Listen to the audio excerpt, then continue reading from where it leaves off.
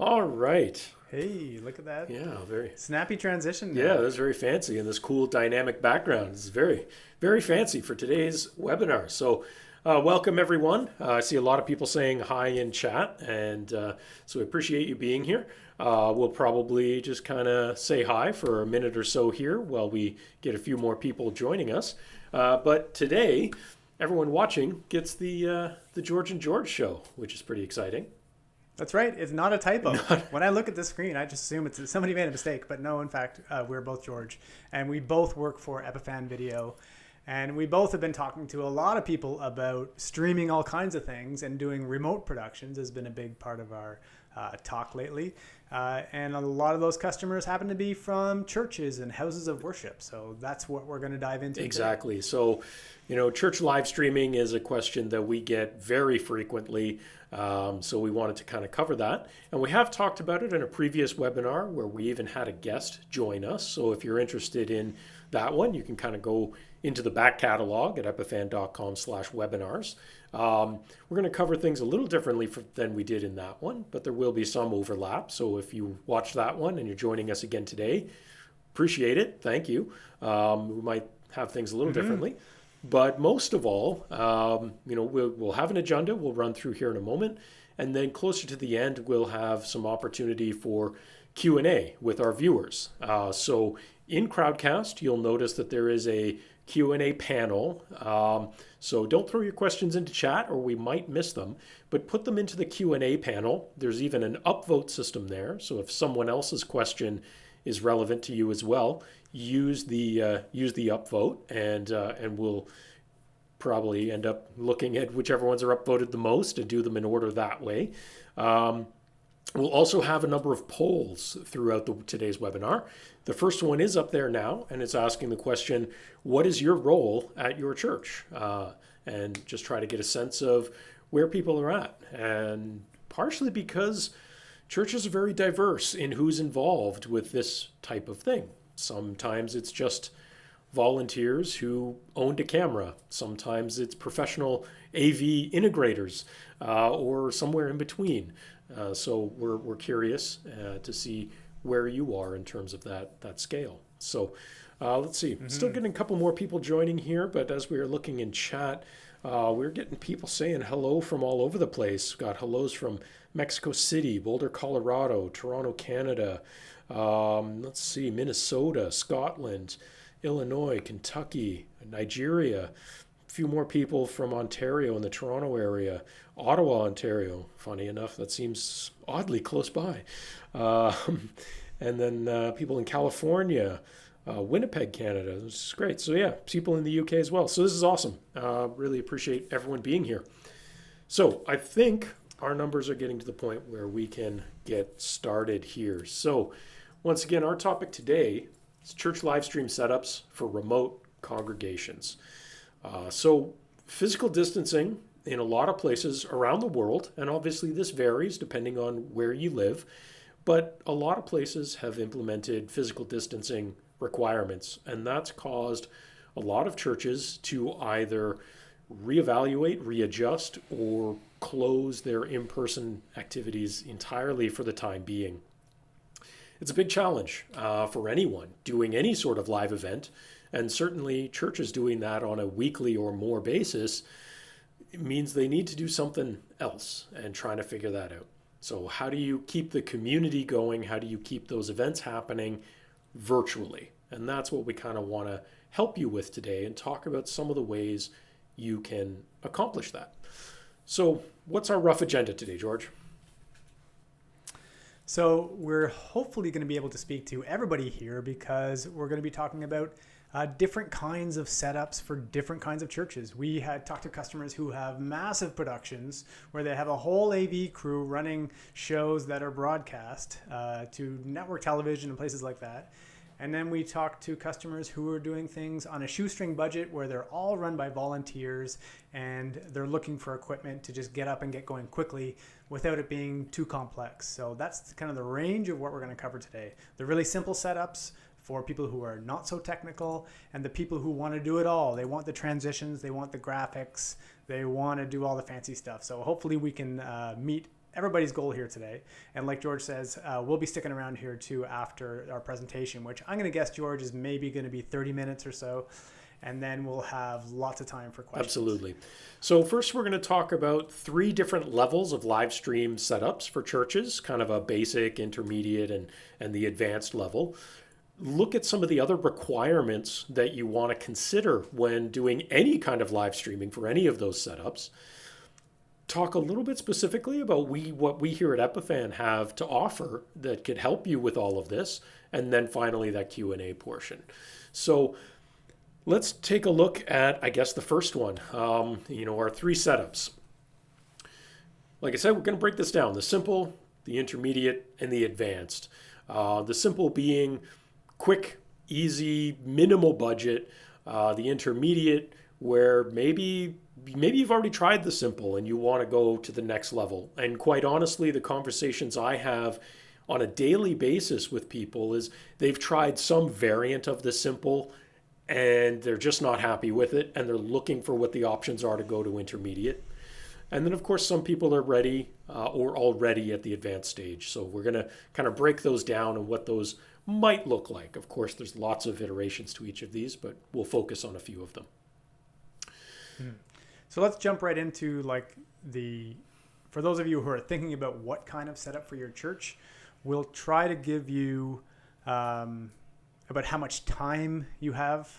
Sorry, I'm getting notes here from my producer, so I got distracted. When you're trying to figure out what kind of streaming setup you want to figure out how much time you have, because all these setups take a certain amount of time.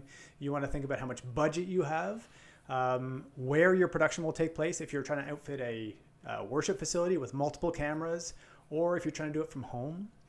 And of course, your level of technical comfort with AV equipment, but also the people who are operating that equipment. Which is not always the same people. It's really important. It's not always the same people, exactly. So you might be setting it up for other people to volunteers or other people to operate. So we make equipment that's really good at that aspect of it. So that's kind of, we'll spend a bit of extra time on that. Yeah. So we do just have another poll up as well. So take a look at that one and weigh in on that. The question is, have you streamed a church service before? Is this something that you haven't tried yet? Or is this something that maybe you have been trying and you're looking to improve it or just learn something new? Weigh in on that poll, and of course, put your questions in there for later on as well. So the simple setup. The simple setup is a great place to start. And I've seen the simple setup used, when we look back at those considerations of time, space, budget, the simple setup can fit a lot of these. At the very basic level, what you could look at using is a webcam, some sort of external microphone in order to improve audio quality, and then typically some sort of computer, laptop that's going to be running the stream, basically.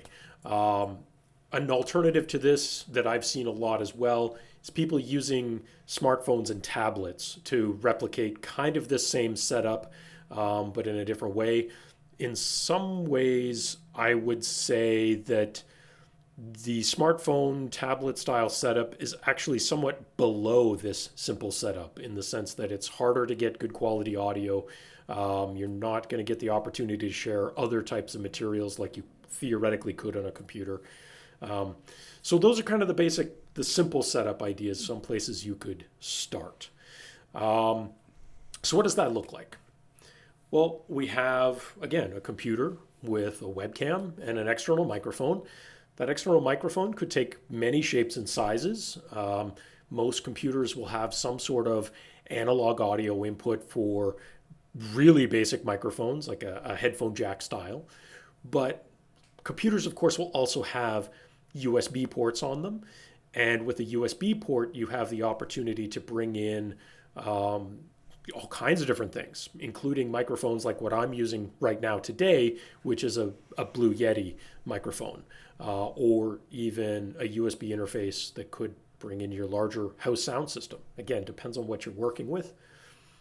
Webcams, everyone has a webcam, and they're pretty good for, I would say, close range shooting. Webcams start to suffer if you're trying to shoot a larger space. They're just not designed for that. They're really designed for you to be. This whole setup doesn't really work for a larger space, really. It's a person sitting at a computer. We're not talking about a setup that you'd actually set up in a facility where you have a computer pointed at the front of a room. So it's fairly limited in that way. Absolutely, yeah. And again, that's something that you want to consider, and that's where the consideration of space comes into it. I have seen a lot of churches where maybe they aren't even allowed in their normal worship space, and so whoever is running it or hosting an event, maybe it's the pastor, the minister, they might be doing it from their home in their living room, in which case the simple setup is probably going to be pretty effective because there's not a huge space to shoot. Still might not be the best quality, but it is a possibility. So that's kind of what you have at a basic level. We didn't really talk about like how people are streaming with this setup, Right. George. We've got a computer, and you have to be running some kind of software on this computer to be doing that streaming. So in a lot of cases, that's a free software like OBS, which allows you to set up streaming to Facebook or YouTube or anywhere else. So the whole software side of this story is another show, really. You can go dig through our YouTube catalog and find all kinds of shows about streaming software if you're curious about getting set up that way, because it's a big part of your workflow. You're going to have to feel comfortable using that software, and some of it's really easy to use and some of it's a total nightmare.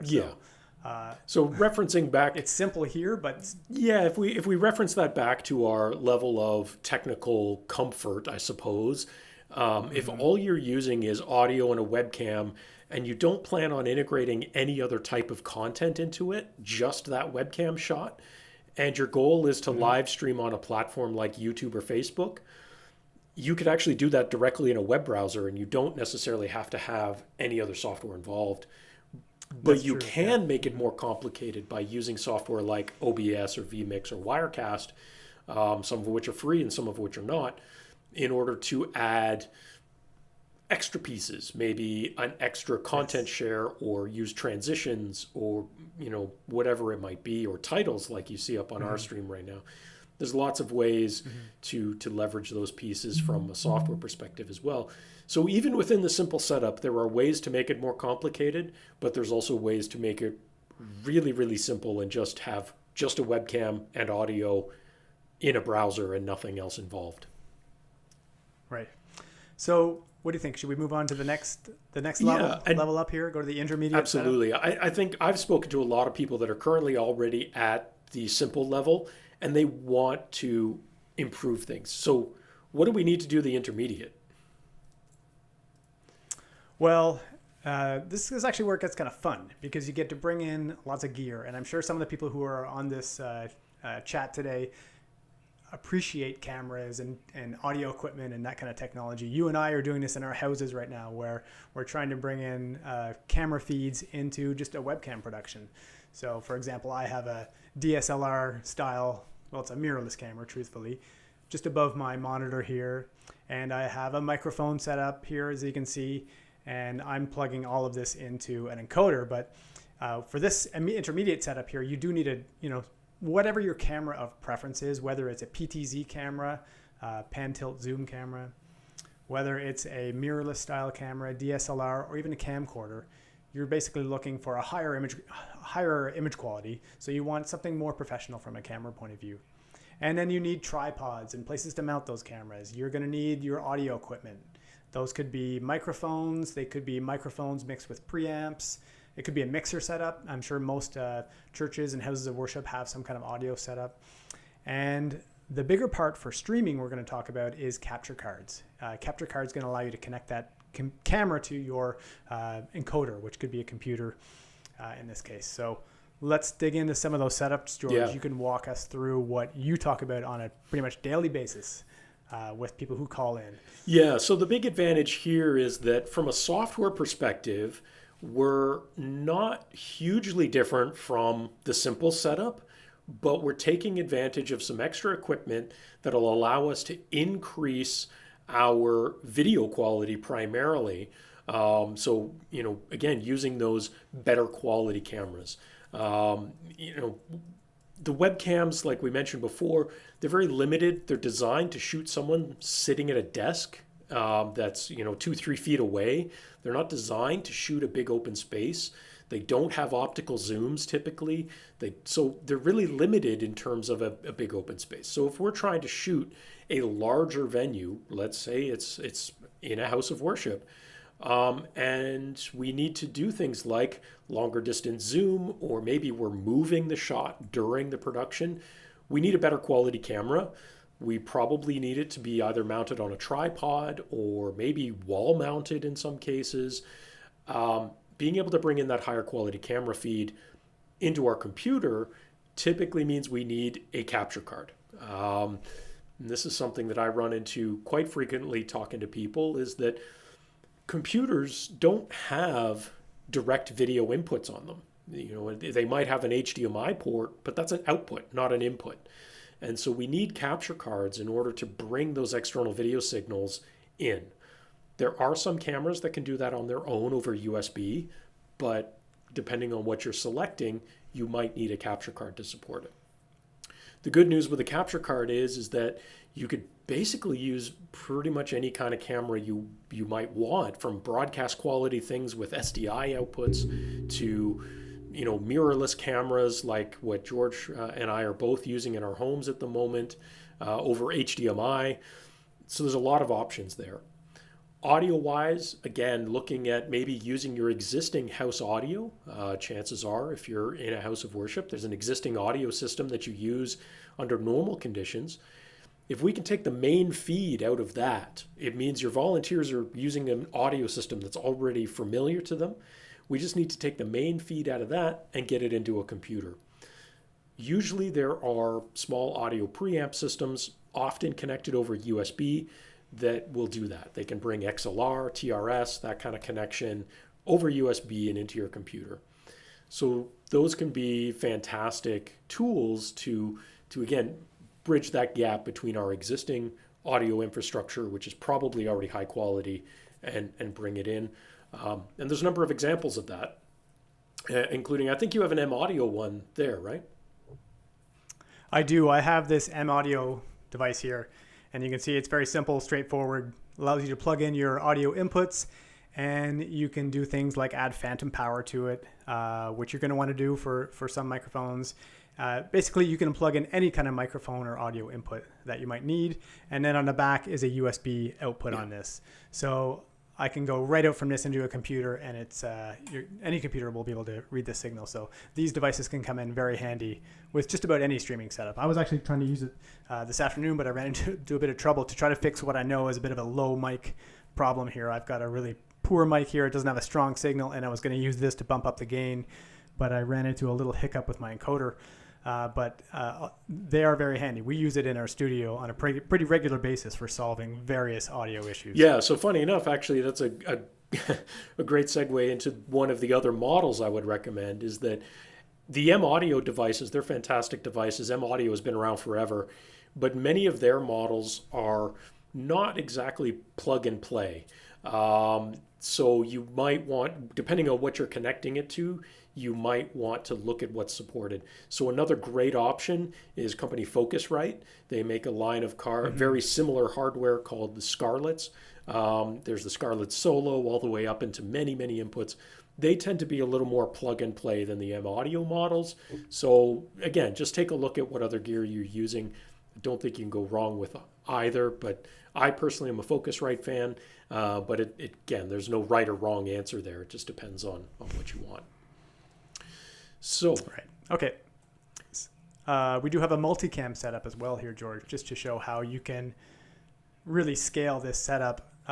Not as much as you want, because ultimately your computer is going to choke if you try to add too many camera sources, but you can certainly do a 2-camera setup if you have enough horsepower. Maybe, George, you can speak a little bit about what kind of computer you actually need to run this setup. Some people are going to try and run it on any laptop they have.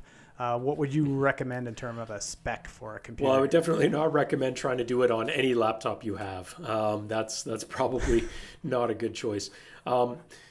Doing live streaming means that you're capturing video, encoding it, compressing it, and sending it out. That actually takes quite a bit of horsepower. And this is not something that you're probably going to do at a very high level or at a very high quality or efficiency on a budget computer, whether that's a laptop or a desktop.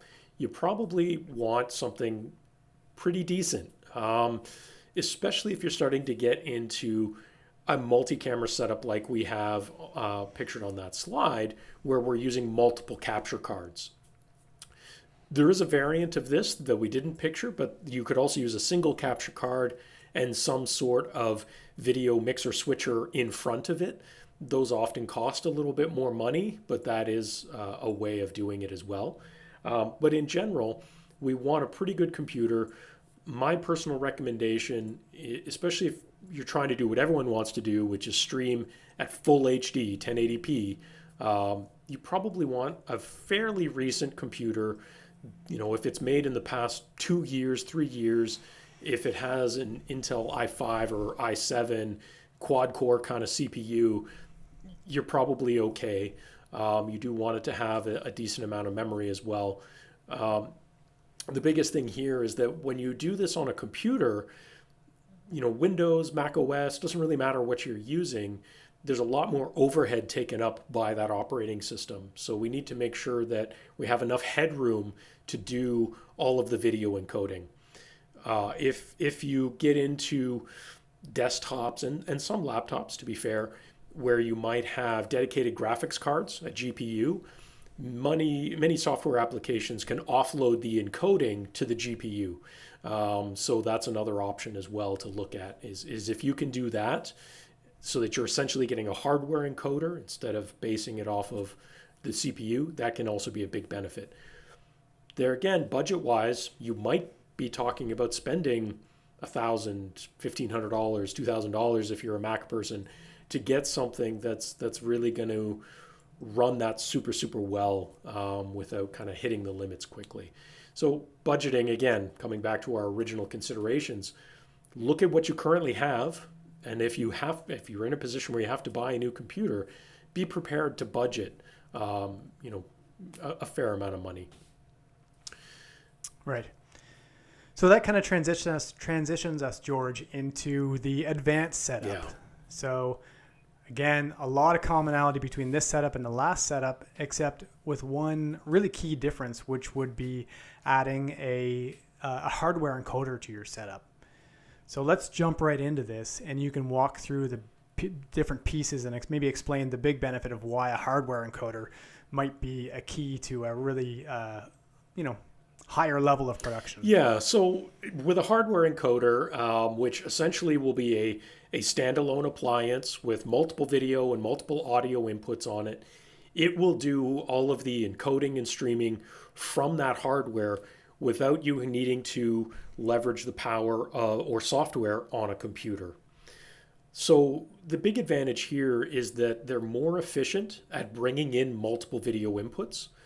They're typically more efficient at doing the streaming and recording and everything else as well, because it's a device that's built to that task. You don't have to worry about the overhead of the operating system like Windows.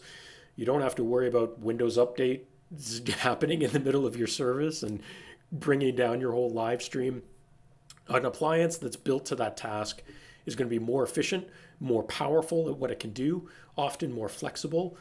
And another benefit to all of that is many cases easier to use and easier to train people on. Some of the software things on a computer like OBS and Wirecast can be complicated for some people to learn.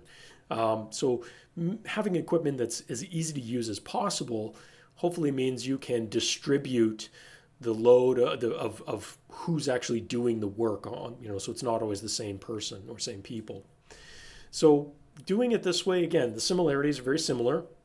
Cameras, high quality cameras, multiple cameras, audio, bring it all into that hardware appliance and do all of the streaming and even simultaneously record from that appliance. Now, in our case, and as this picture represents, we're talking about our own hardware encoders. We do make those. That is what we do as a business. We make the line of Pearl encoders, the Pearl Mini and the Pearl 2. And, when we're looking at that, it means that we have a device that is designed to be all in one. So it has mixing, switching, you know, streaming, recording, even multiple encoded stream outputs at the same time. Depending on the model, maybe some extra features like support for NDI network-based cameras or chroma keying if you want to play around with green screens. There's lots of little variants there depending on what you might want to throw into the production. But that's, when we start to get to the advanced, we are definitely looking at maybe needing a little larger budget, but there's some big advantages as well. Again, we're not relying on that computer any longer. We're not relying on training people with that software any longer.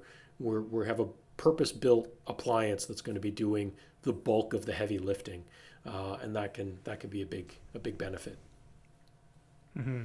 And even though we call this the advanced setup, and it is in a sense, but it's also the most easy to use setup because there's a touch screen right on the front of this encoder, which means you can set this up once, walk away and set it up so that all the person who wants to do when they're ready to start streaming or recording is come over and push literally a single button on the touch screen of this. Now, there are some caveats to that. One of the reasons exactly.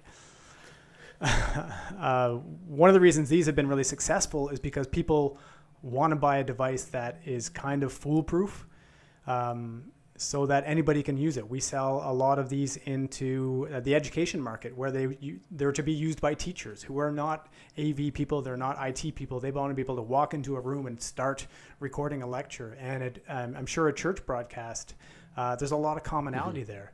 I was looking through the polls and noticing quite a few of you are volunteers at churches.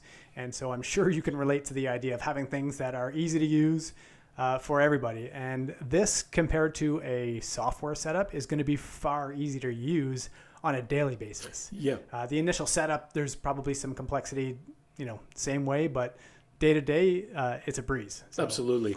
And someone in chat mentioned a Blackmagic product that often comes up when we're talking about this. Again, that particular model, I have some experience with it, and it's got some cool stuff on it. I would not put it in the same category of ease of use at all, because Blackmagic products are designed for broadcast professionals. To get the most out of those products, you need to understand some of the features to that extent. So if you're relying on volunteers who have no experience in some of the more broadcast-oriented things, some of the products, like things from Blackmagic, may be harder for you to use and not an ideal choice. But again, that depends on your level of technical competency and who's using it, for sure. The other thing is there are some big differences between some of those Blackmagic products and what a Pearl can do in kind of a pros and cons category. And we won't dive too deep into that today, but if you want to discuss that in more detail, shoot us an email and I'm happy to go into that with you. So what are some of our other requirements to consider?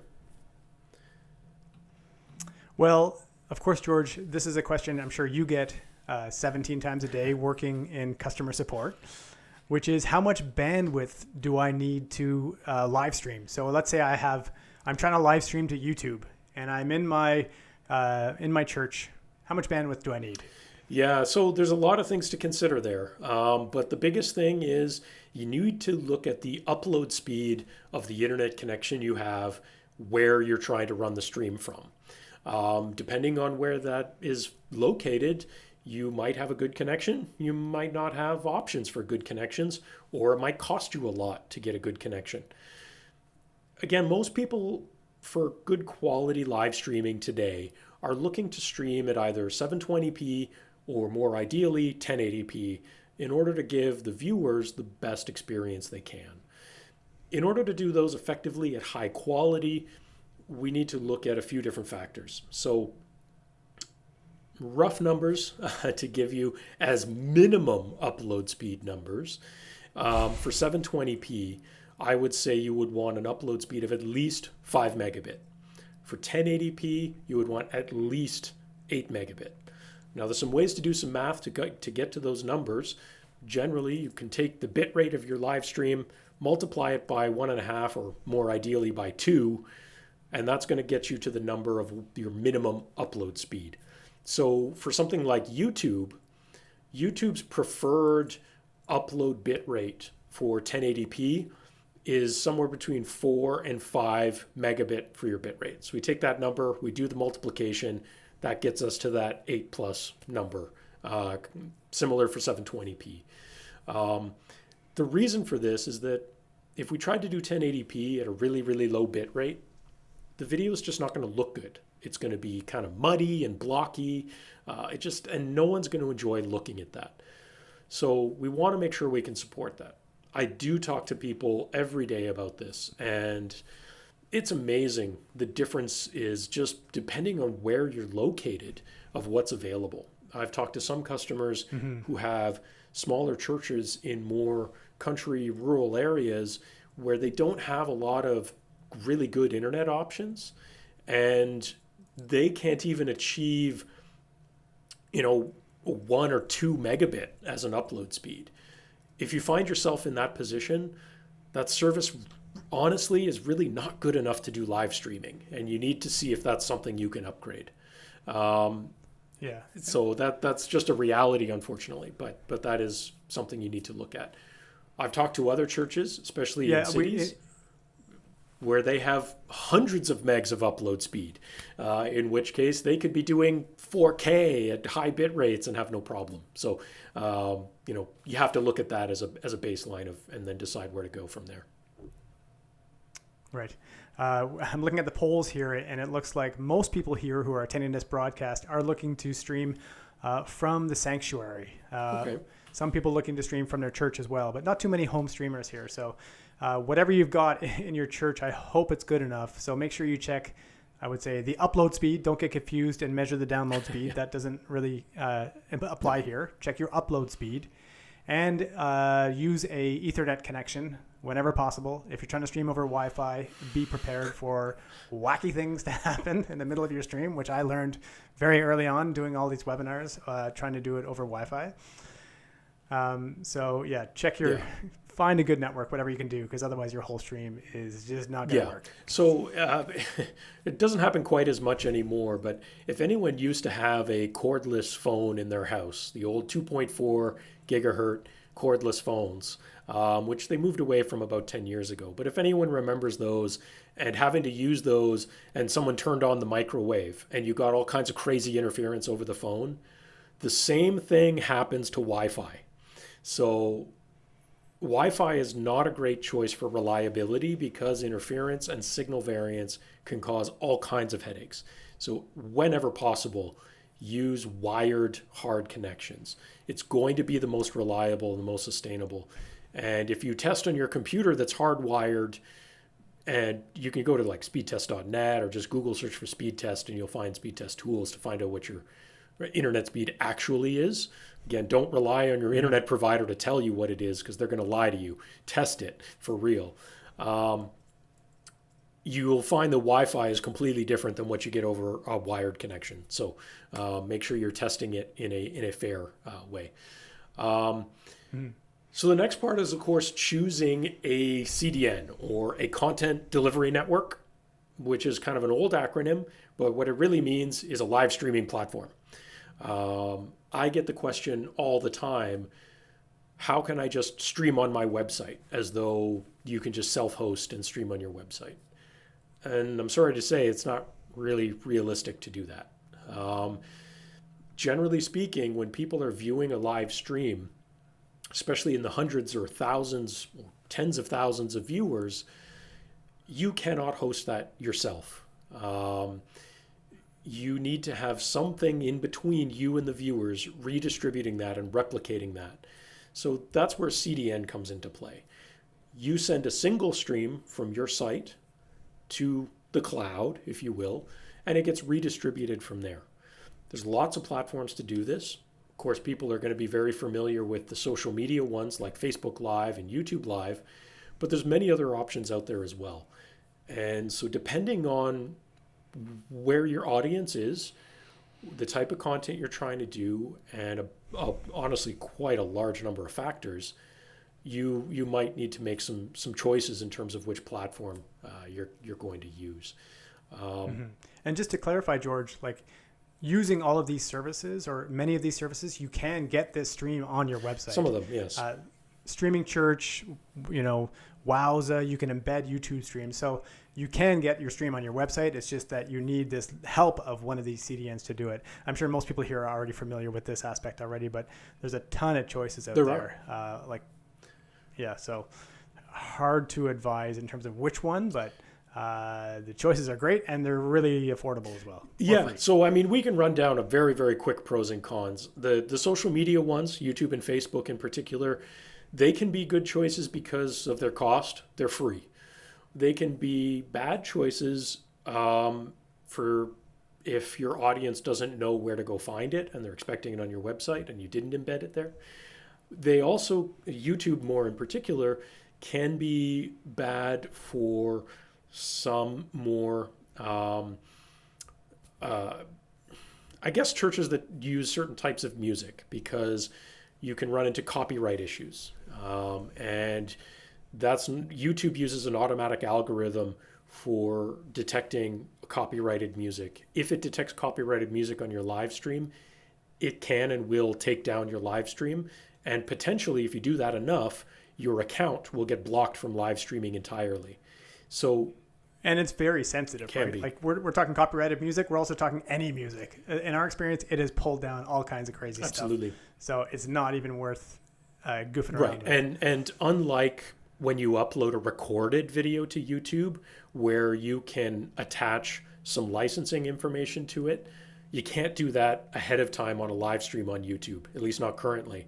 So those are things to keep in mind. When you go with platforms like streamingchurch.tv, good friends of ours, we had Phil from Streaming Church join us on a previous version of this webinar, or things like Vimeo or Wowza, platforms that don't use these automated algorithms for copyright detection. They're going to cost you money. They're paid platforms, but they're going to make sure that you don't run into these weird copyright issues. So there can be some value there. The other thing is that they are actually easier to embed to your website, easier in some cases. Let's just say you want to add some level of monetization or donations, collection plate kind of things. Those platforms are going to have tools that are better suited to that, especially Streaming Church. They have plugins specifically for that. So you do want to look at which of these are important to you, what really matters in terms of a full service to your community, and what that looks like. Right. So George, now we get the chance to jump into kind of more of the advanced setup, which is good because most of the people here, when we ask that poll what kind of setup they're interested in, most people are saying the advanced setup. So that leads us to talk really about our Pearl systems. Sure. It's going to be a big part of this talk today. Just talk about why Pearl for churches are a good fit. So maybe you can give us the spiel that you have given, I'm going to say 20,000 times in your life about why Pearl systems are a good fit for live production of any kind. Yeah, and I kind of talked a little bit about some of this a little earlier in terms of general hardware encoders. The main idea with a Pearl is to take a standalone dedicated piece of hardware and condense a lot of the other more traditional professional gear that you might have separately and put that all into one box. So take a switcher, a recorder, a streamer, a splitter, a scaler, squeeze that all down into one box and make it as easy to use as possible. That's the idea with a Pearl. So they're designed to be versatile, reliable, easy to use as possible, while also delivering professional quality video and audio to all kinds of different platforms, recording, and so on. We have two models, the Pearl Mini and the Pearl 2. Both are extremely similar, with the exception that there's some scale differences between them, where the Pearl Mini is kind of the smaller, little less expensive, lighter weight, less inputs, where the Pearl 2 is kind of the bigger brother, the more powerful unit, more inputs, more multiple stream outputs, support for things like NDI, things like chroma keying, stuff like that. So which one suits your particular needs might be a decision based on how many video inputs you need, how many other features like NDI. If you're going to use NDI-based cameras, for example, you need a Pearl 2 in that scenario. If you want to do 4K, you'll want to look at a Pearl 2. So that's kind of the idea there, is to look at how many video signals you might need, maybe how many multiple encodes for streaming and recording you want to run at the same time. And there's a lot of variance to that. But looking at those needs and deciding from there.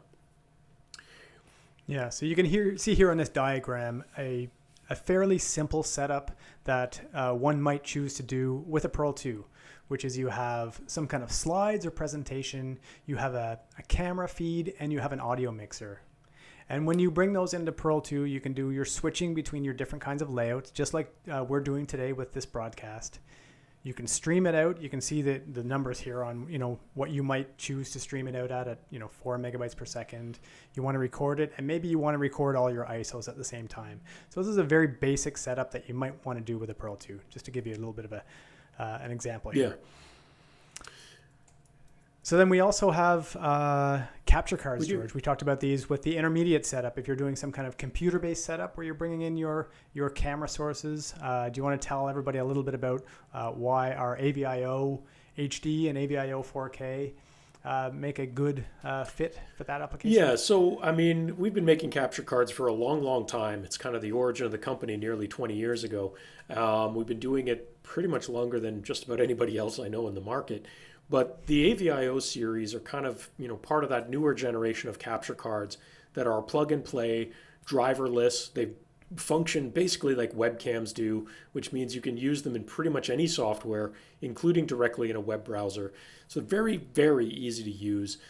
We build ours to be rugged and to an industrial spec. So there are a lot of products out there that have plastic housings. They're just kind of cheaply made.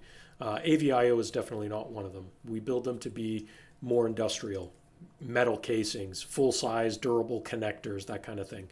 And we have a few different options. There's 3 models, in fact, of the AVIO HD, the AVIO 4K, and the AVIO SDI. So the HD will do up to full HD. It'll take HDMI or DVI inputs.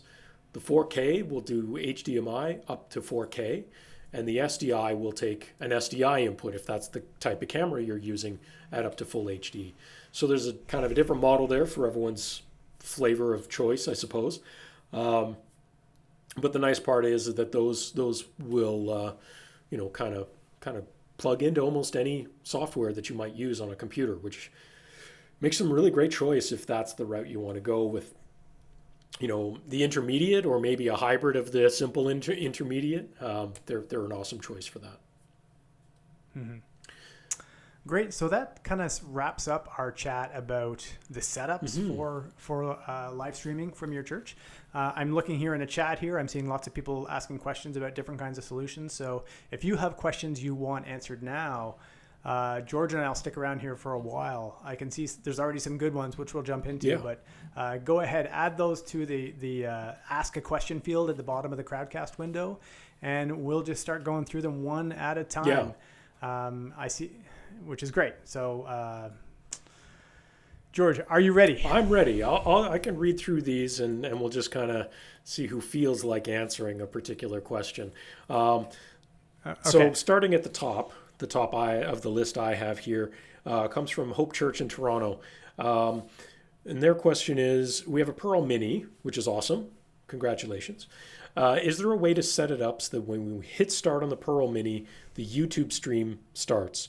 Or do we need to start it manually on YouTube? We want to be able to make it as easy as possible for volunteers. So this is a yes, maybe, and no answer all at the same time, because there's a bunch of caveats to this. Yes, it is possible to do, but there's a lot of tweaks primarily on the YouTube side in order to do that. And the reason I say no is that while it's possible today, YouTube likes to change things and you never know what they're going to change until they changed it. So they're actually in the middle of changing their entire YouTube Studio stuff for live streaming. And that has caused a lot of confusion, a lot of options to change. And one of the biggest things is they used to have a method called Stream Now, which meant it would just, as soon as you started pushing data to your channel, it would immediately go live on the front page of your YouTube channel. You could set up a persistent key to make it really easy, and it would just go. But they've kind of moved away from that and shifted towards focusing on primarily doing scheduled events in advance. That means you can definitely still set it up to make it very automated on the Pearl side with persistent stream keys, but you do a little more work in creating those events and making sure you select the encoder profile you create on the YouTube side that uses that persistent key you've plugged into the Pearl. So there's a few different layers to it. But yes, it is possible to do it, and there is a switch when you create an event to go live as soon as we get data or not. So depending on the type of workflow you want, myself personally, we often manually start the YouTube events. The reason why we do that is we like to start sending the data from our encoder, from a Pearl, 5-10 minutes in advance. Double check everything, make sure everything is running smooth, look at the preview on YouTube, and then when we hit the time we want to go live, manually start it. If you're not in a position where you're doing that anyways, and you just want to push start and hope it's all working, there are ways to do that. But right now there's a bunch of switches and stuff that's on YouTube to do that.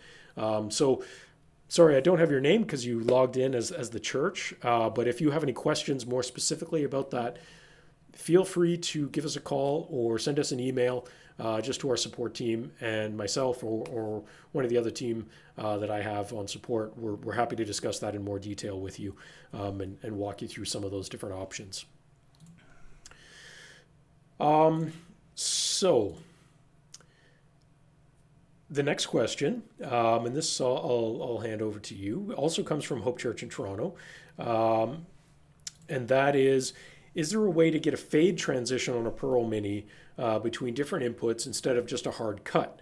They've been using a Roland switcher externally to do that, but it'd be nice if it was built in all in one. I agree. It would be nice if it was built in. Unfortunately, you can't do any transitions on Pearl systems. It's a requested feature and it's on our roadmap. I would love to see it. And I hope that at some point we can come back to you and say, yeah, we have transitions, but we don't right now. So your solution with the Roland is actually pretty clever. Yeah. So you'll have to stick with that for a while. Yeah. So hopefully we'll have some better news for you in the future on that front.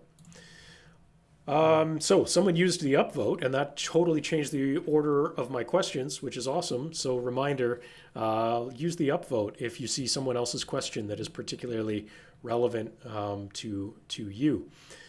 So the next question that is now at the top of my list. The question is, do I need to stream in each resolution for the video player to give the end viewers options between things like 480, 720, 1080, etc.? Or can I stream in just 1080 and let the CDN do the lower resolutions? And that comes from John. So John, the answer is also yes and no on that one. My favorite kind of answers, yes and no. It depends on your CDN.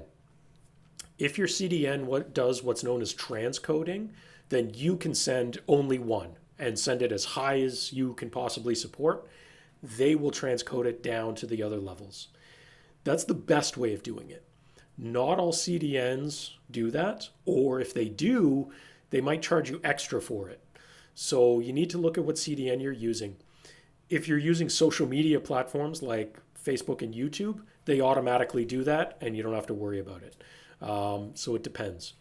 If you're using a CDN that doesn't do transcoding and requires you to send multiple variants, that's another reason why it's a good idea to use a hardware encoder like a Pearl, because Pearl can set up multiple encoded channels at those different resolutions of the same content and send them out all at once.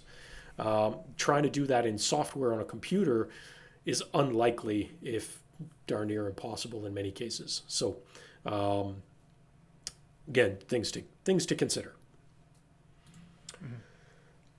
Next question here. Let's see. My list just changed, so I'm going to go back to that one. This question, I'm not entirely sure, so I'm going to read it out, but maybe you can clarify in chat. Um, how many Wi-Fi cameras can I connect together and have the pictures cut together? So, I mean, there's a lot more follow-up questions for me to be able to answer that. Like, what kind of system are you using that's going to use Wi-Fi cameras? What cameras are you using that are putting out Wi-Fi? Things like that. In general, coming back to what we said earlier, I personally would avoid using Wi-Fi in your setup whenever possible, whether it's from cameras to a central point or from your central point to another for your internet connection. Um, there are some okay systems out there that are based on Wi-Fi, but in general, your setup is only as strong as your weakest link. And when Wi-Fi exists, it's always the weakest link. So if it's at all possible to not use Wi-Fi. But to answer your question, how many can you connect together? I mean, it totally depends on the systems you're using. Um, you know, you're not going to find too many high quality cameras that use Wi-Fi natively. They're mostly going to either have wired Ethernet if they're network based or direct video signals like HDMI or SDI. On the encoder side, like us with the Pearls, if it's a network based computer or camera, I should say, we're going to bring it in over wired Ethernet or we're going to bring in HDMI or SDI. So if you want to clarify that in chat, or send us an email afterwards. I can take a look and see if, but I would need a lot more detail about the setup that you have in mind.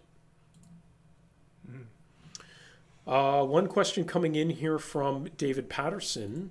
How many sites can you stream to at the same time? I'm going to assume that David means with a Pearl. That's what I'm just going to assume here. Correct me in chat if I'm wrong, David, but I'm pretty sure that's what you mean. So what is the answer there, George? Well, you can stream to as many destinations as you wish. There's many different ways to do that. We covered that last week on our live show. We do a live show every Thursday on YouTube.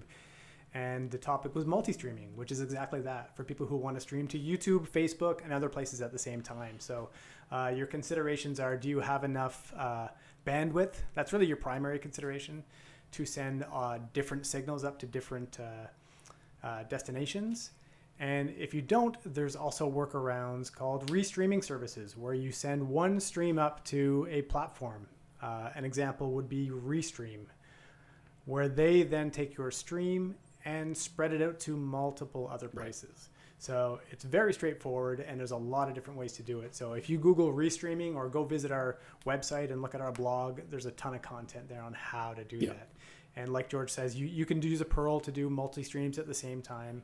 If you're doing it with a less powerful system, computer, you're going to have a harder time sending up multiple streams, but it's totally doable, and I look forward to finding out how it works for you, David. Yeah, and again, just a quick note on there. When we're talking about bandwidth limitations, especially in the context of a Pearl, a Pearl can create multiple stream destination outputs, as George was just saying. The bandwidth comes in if we're streaming at 1080p at 5 megabit, because it's just a good average number to throw out there and it's easy to do math on, and you were sending that to 3 different platforms at the same time, 5 times 3, then we add our bandwidth measurement overhead calculation of 1.5 or times 2 to get to our total ideal upload speed. So if we wanted to do 5 megabit to 3 different destinations, very quickly we find ourselves needing or wanting a minimum of 25 to 30 megabit upload speed on our connection. So if you can support that or more, whatever number you need, but that's the basic math of it. So I hope that helps. But yes, Facebook and you, David commented there in his question, answered the question.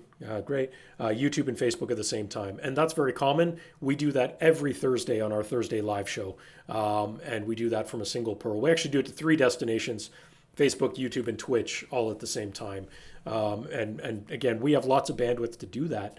But that's the biggest consideration. But doing it from a single Pearl is easy. Okay, so I said I wouldn't dive too deep into this, but a lot of people upvoted the question here. What would be some of the advantages of the Pearl Mini over the Blackmagic ATEM Mini Pro? Well, actually, one of the best advantages, I would say, ties into exactly the previous question. Streaming to multiple platforms at the same time. That's something the ATEM Mini cannot do. The other thing is that I've used the ATEM Mini a fair bit. It has some cool features, but I would not put it in the easy to use category. Some parts of it are, other parts of it are not. It has some parts that are super cool and simple, other parts that are not. It's to really get the most out of the ATEM Mini, you have to use the Blackmagic software on a computer and connect to it and manipulate it. Some of the features you can only use through that software, which means in a lot of cases you have to have it open and running all the time if you might need to change something on the fly, including even maybe a platform destination you didn't pre-program. And once you're in that software, it's designed, as I mentioned earlier, it's designed for broadcast professionals and people who are used to that environment. If you're not used to that environment, you might open up that software and look at it and go, what am I looking at? I don't even know where to start. And to really get the most out of it, you need to be more technical in Pro AV. So again, I think it's a cool device. Well done, Blackmagic. I'll be honest. But I would not feel comfortable. The best context I can put this into, and I think it's true of anybody who works in tech, would you feel comfortable putting it in your mother's hands? Right? That's kind of the long-standing tech support joke, right? Could you teach your mother to do it? I feel confident, and you could say this might be a slightly biased opinion because I do it every day, but I feel confident that I could teach my mother to use a Pearl. I don't feel confident I could teach my mother to use a Blackmagic ATEM Mini. So that's the best way I can break it down. And there's other basic things like audio inputs. I don't know. Audio inputs are a big difference for sure. The ATEM Mini can take embedded audio on HDMI, or it has just simple 3.5 millimeter unbalanced microphone inputs. Pearl, of course, has balanced XLR, TRS, or separate monos, or all kinds of different things. A Pearl Mini also has an SDI, where the ATEM Mini Pro does not. You'd have to convert that if you're using an SDI camera. On the Pro side, the ATEM Mini, because I did see that they mentioned in chat, the ATEM Mini does have keying on it. I don't know how many churches are actually going to use keying, to be honest. So, that's again, depends on what you need. The mixing of signals together on a Pearl is way more flexible than what you can do on an ATEM Mini. So if you care about doing a layout like what you guys are seeing right now for us in this stream with an equal side-by-side and a cool background, that's easy to do on a Pearl. That's exactly what's generating the shot you guys see right now. Doing that on an ATEM Mini, a little harder to do, or not possible in some cases. So those are some of the quick pros and cons anyway. Okay, let's jump off, George. Let's talk about this one here where someone is asking if there is a product that can be incorporated into the feed to provide captioning. That's a popular use case, especially in churches. We know. Yeah. So, we do have captioning hardware. Why don't you give them the rundown on our LiveScript captioning solution? Yeah, so we do have a product that we've recently launched called LiveScript. And LiveScript is essentially a hardware device that you plug your audio into, and that device is listening to that audio feed, and through an AI is automatically in real time transcribing the audio into text. There's a lot of ways you can then use that. It's something you can look at on the front screen of that hardware. It's something you could load in a web browser on a computer or another device. You could send a video feed out to a monitor or television projector. And with a video output like that, it also means you could bring it into a video production system for like a Pearl or another one, and you could size it and crop it or whatever you want to do with it, and overlay it on top of your video feeds as essentially a captioning based system. There was some stuff in chat there about captioning, and people were talking about cost and things like that. And yeah, that can be part of it. We are starting to see CDNs, in some cases, build this type of thing in as well, but you're totally at the mercy of their algorithms, which there was one the other day I saw on YouTube that was so wrong in the way YouTube automatic captioning was doing it. YouTube has the ability to ingest closed captioning as a parallel data stream from other systems if you want to do that. So there's a lot of ways. For us, we would obviously be talking about our product with LiveScript. It's designed and has been tested to be about 92% accurate on just about any type of audio coming into it. So it is extremely powerful in what it's doing. And if you want to learn more about that, check it out on our website at epiphan.com with LiveScript. Again, we've done entire webinars just about LiveScript as well. So if you're really curious about that, go back and check out that as well, because there's a ton of information just around LiveScript as well. Mm-hmm. Let's see. Okay, more questions. This is good. Yeah, more questions. So the top one I have here was from Bill Dawson, and he was asking, we roll in a lot of video and graphics. Have they talked about that? So again, there's a bunch of ways you could do that depending on which of those levels you're at. We sometimes do that as well. I mean, you've been seeing us put graphics in here. So again, it depends on where you're at. If you're doing, let's say, the intermediate level that we talked about earlier, you're using software on a computer, the software is going to be responsible for doing all of that stuff. And that's something you can do in OBS. It's not always easiest to set up or get going. If you guys look back, well, I guess it was quite a while ago now, but you and I did a Thursday live show from Stockholm, Sweden, some time ago, quite a while ago now. And we were doing that from our hotel. And we were we were running it in OBS on a laptop, trying to roll in a whole bunch of video clips and graphics that we had done. And I wouldn't say it went all that. We sort of did it. We sort of did it. It was a little hit and miss. It was challenging, but it was kind of our first time playing with that. And I know we would have figured it out. Exactly. But triggering it and doing it and setting it up, I would say is not an entry level proposition. It's you need to know it pretty well to get the most out of it. No, but there are other tools that do make that easier. If we were to do it on something like a Perl or a hardware encoder that has multiple inputs, Perl can take a video input from basically anything like a computer, and whatever you're doing on that computer, we're going to use that as the input, and then you can mix it with whatever else you're doing. So again, so that's what you're seeing right now. This background of these gradient colors is a video looping on another computer that we're porting in as an input. And you have our graphics as well coming in. Those are names that you see flying in. We're using a piece of software called New Blue Effects. And if you have a Perl 2 system that supports NDI, it's a really easy way to bring in alpha graphics that have an alpha channel, so you have transparency on them. So you can do kind of whatever you want in terms of graphics on a Perl 2 system. Even clips that way. Built-in. Yeah, you can do clips and play media as well. You can also do basic text overlays in a Perl system without any kind of addition. They're not animated. They're very simple. But if you need to add a little bit of graphics, if you want to bring in images and add them to layouts, you can do that natively right on a Perl system. Absolutely. So I guess, Bill, there's a lot of different ways to do it. Again, back to some of those list of considerations to look at. One of the big ones when you're talking about doing graphics and rolling in video, it becomes a technical competency and what other gear you have and which level of system you're at.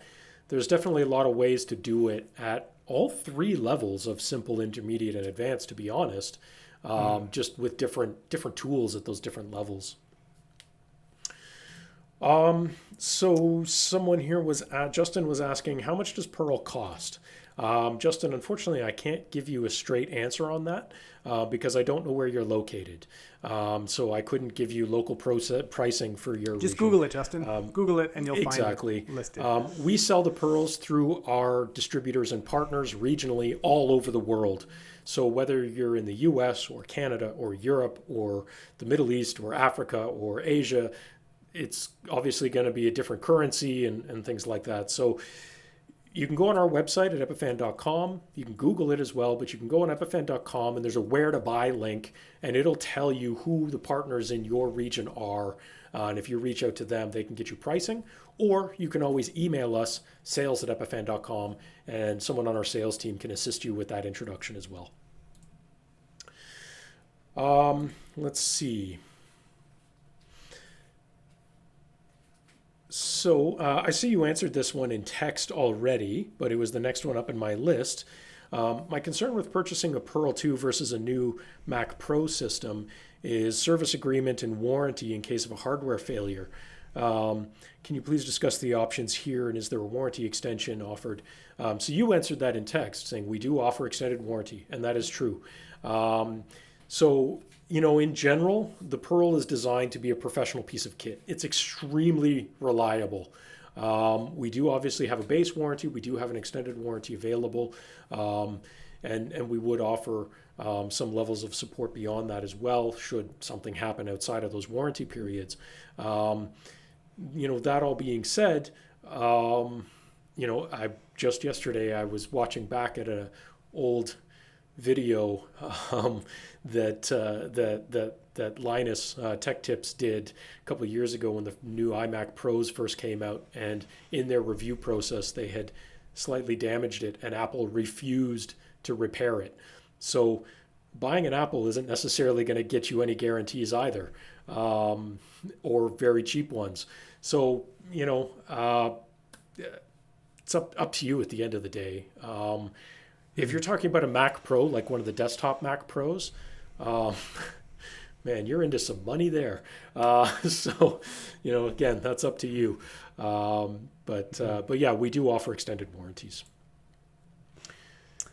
Okay, let's jump on to someone who's looking at creating, this is from David, more interested in creating a video post than live streaming. How does that impact this information and products? The truth is, David, it impacts it entirely. You're shaking your head at me right now, but we're talking about live video production here. We do use our Pearl systems to capture recorded video. If you're trying to capture a bunch of signals at the same time, it's pretty convenient for that. What do you think? Yeah, it doesn't. It doesn't. Production. It doesn't. It doesn't. I think it depends on the type of operation you're doing. But quite honestly, I think the same considerations can be made. Some people will record video with a webcam on their computer. Some people are going to get a higher quality camera and record it directly on the camera and then bring it in for post-processing on the computer. Some people want to mix it with other stuff and do it as one take. And so they might use a capture card with a camera and software like OBS. Some people, like we do ourselves, will bring lots of stuff in and do it as one take and do a live production, even if you're not live streaming it, and record it on something like a Pearl. So I think the same considerations can be made, to be honest. The question is, what gear do you currently have? And if you're looking at spending it, what is your workflow going to look like? But I honestly do think some of the things we've covered are considerations you can still make, even just for recording and posting as VOD. Okay, you're more optimistic than I am, George. I like that. If you already have a good camera that you're comfortable with and you're only going to shoot that, then that's great. Just do that. That's no problem. Yeah. Recording the audio, that might be a separate thing. If your camera has an audio input on it, plug your audio system in and do that. But again, it depends on what you already have. Okay, next question. How long until we get an updated product? Webcaster replacement, another question I'm sure you love getting on a regular basis, George. Or Pearl Mini with more inputs. So I'll handle this to save you having to repeat it once again. There is a Pearl Mini with more inputs. It's called a Pearl 2. and it's available now. It has been for a while, so you could take a look at that, Nolan. In terms of a webcaster replacement, there's something in the works, I guess we could say. It's going to be more expensive than a webcaster is, I can tell you that, but it's also going to be quite a bit more powerful. So wait and see on that. We will have some news about that. I'm hoping soon, but we don't have an exact date. Exactly. Okay. So, Michael had the question here, are lower thirds supported through the device? Are you able to highlight a chat comment coming through a YouTube live stream and things like that? So if we're talking about the context of a Pearl, there are ways of doing lower thirds, and it really depends on how you want those to look. You've been seeing us do that throughout this webinar. We're running those externally from a program called NewBlue Titler. Ingesting that into our Pearl, in our case, over NDI using an alpha channel support through that. You could also do it directly over HDMI. If you didn't want sort of that fancier, fully animated, keyed out alpha channel kind of stuff, you could actually just create static images as banners and upload them to a Pearl, add them to your layouts for your switching, and do it in a very simplistic way that way. And many people do. Chat, that becomes a bigger challenge because a hardware encoder typically sends a stream out to something like YouTube, but is not getting any data back from YouTube. So we need to look at chat separately.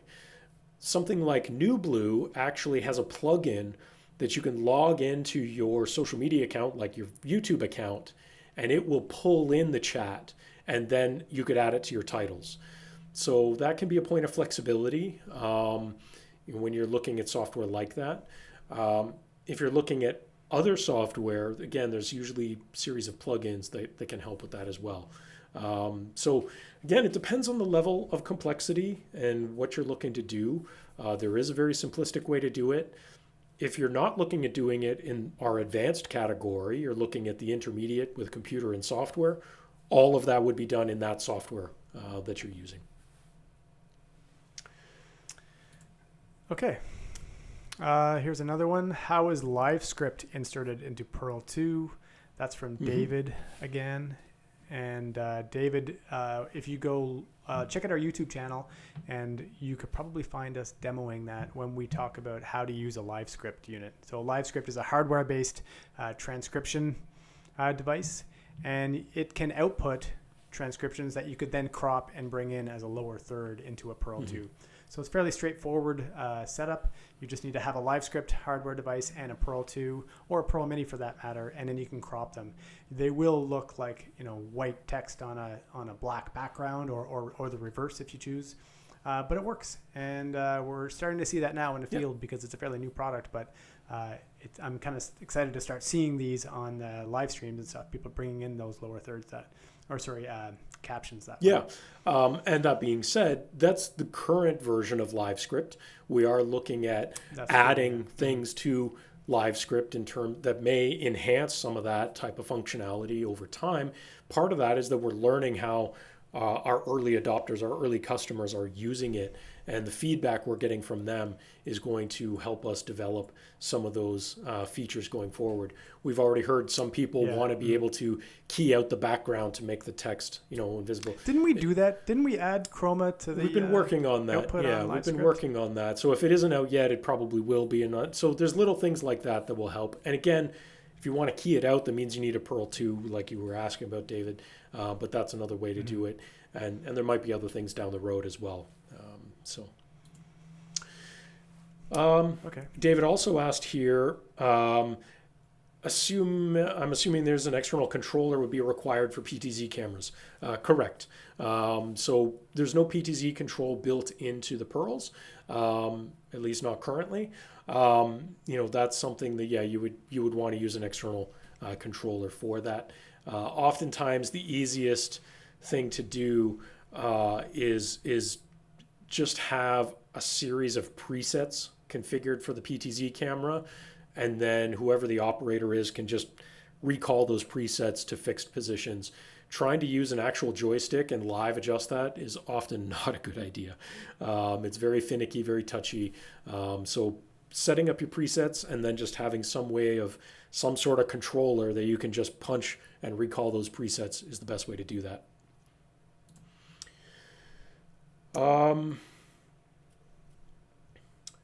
Andreas asks a great question here. Why does Pearl Mini decrease the number of frames per second comparing to what I set? I use 2 HDMI cameras and 1 SDI. Is that too many cameras for the Pearl Mini? No, it's likely not a question of too many cameras. It's likely a question of how many channels, which are encoders, you have configured on the Pearl. When you build a channel in a Pearl that is an encoder, we have some recommended specs and recommended limits for Pearl Mini of how many channels you should have. If you are exceeding that or getting very close to that limit, you're essentially overloading the system. You're overloading the CPU. And the first way that you'll see the negative impact of that overload is dropping frames in your encoding. So if you're seeing dropped frames, it's because somewhere in your configuration, you're pushing it too hard. So I would need to see your configuration to give you exact recommendations on how to optimize that. But in general, if we're doing mixing and switching for our program feed, that would be 1 channel. And we should not exceed, generally speaking, having 2 total channels on a Pearl Mini if one of them is doing a bunch of mixing and switching and scaling. If you're taking 3 inputs and you're just doing 3 simultaneous ISO records, each input by themselves, full screen, no mixing, no switching, no scaling, then you can do that and you should be safe. But if you have 4 channels and doing a bunch of mixing and switching in some of those, that's why you're going to start seeing those dropped frames. So take a look at your configuration. Again, reach out to our support team, either on the phone, live chat on our website, send us an email. We're happy to go over that config with you, make some recommendations on how you can tweak it to get the most out of it and make sure you're not dropping any frames. And that was the last question. So if anyone else has any questions left, please throw them in there in the next 10 seconds. Otherwise, this has been great. There's a lot of great questions there. Really appreciate everyone joining us today. And thank you, George. That was excellent. And if anyone has thanks, George. Any follow-up, as I think we've said a bunch of times, send us an email, info@epiphan.com, and we're happy to engage with you there. We have all of our products on our website, epiphan.com/products.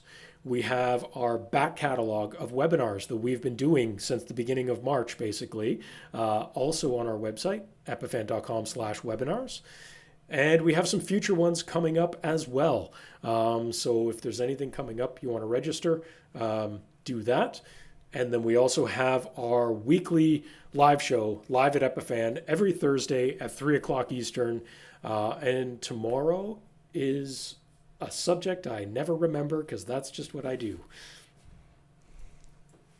Well, I should remember because I think I'm a guest on that program. But we have a meeting about it this afternoon, actually, in about half an hour. So I'm going to find out a lot about it. Yeah, I believe it's something. I'm actually going to pull it up now. Learning what lessons we've learned in doing all of this from home. So if you're interested in our take on what we've learned, creating, quite frankly, a lot of content from home during all of this pandemic stuff, and we've been doing it since the beginning of March, tune in tomorrow at 3 o'clock Eastern to our YouTube channel or Facebook, and of course, like, follow, subscribe on all our social things to keep up with all those things. For now, that'll do it. Thanks everyone for joining us, and we will see you in the next one. Thanks everybody. Thanks. Bye-bye.